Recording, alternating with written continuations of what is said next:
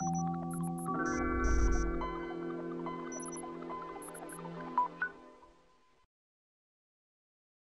êtes nombreux à me demander si produire sa propre électricité c'est possible. La réponse est oui. C'est le but de l'autoproduction, plutôt de l'autoconsommation électrique. Alors, comment ça marche? Le principe est assez simple. Grâce à une installation de panneaux solaires, vous consommez l'électricité que vous produisez sur votre toit. Avec à la clé une double satisfaction. 1. Vous préservez la planète en utilisant des énergies renouvelables. 2. Vous allez comprendre que c'est la seule solution pour baisser drastiquement vos factures d'énergie, voire même de les effacer totalement. Mais alors, est-il possible de produire son électricité n'importe quand? Eh bien, la réponse c'est non. Pour une raison très simple.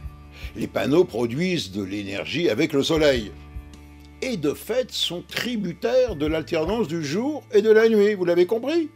Avec l'autoconsommation, il n'est pas toujours évident de produire la quantité d'électricité nécessaire au moment où on en a besoin.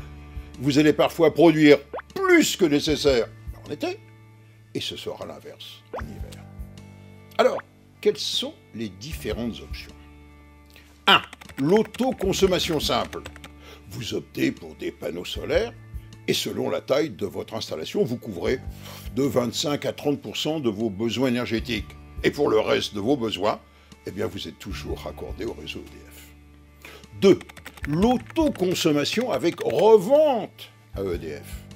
Vous pouvez décider de produire votre électricité, la consommer, mais également de revendre une partie de votre production au réseau EDF. 3. L'autoconsommation avec batterie. Là, c'est plus astucieux. Un ensemble de batteries est rajouté à votre installation de panneaux solaires. Le surplus de l'énergie produit et qui n'est pas consommé immédiatement est donc stocké dans ces batteries. Cette solution permet d'utiliser même après le coucher du soleil l'électricité produite en journée. Ce type d'autoconsommation couvre, tenez-vous bien, jusqu'à 80% de vos besoins énergétiques. Pour le reste, vous êtes toujours raccordé au réseau EDF. Voilà donc les solutions basiques lorsque vous déciderez de vous lancer dans l'autoconsommation. Mais peut-on aller plus loin? Par exemple, produire votre électricité vous permettrait également de faire des économies sur vos factures de chauffage ou d'eau chaude sanitaire. Eh bien oui. Imaginez la configuration suivante. D'abord, sur le toit, un générateur solaire de 3 kW, classique. Au sol, une pompe à chaleur. Et en plus, une box de gestion d'énergie. Comment ça marche? La production de vos panneaux sera en permanence optimisée par la box, selon les besoins du foyer.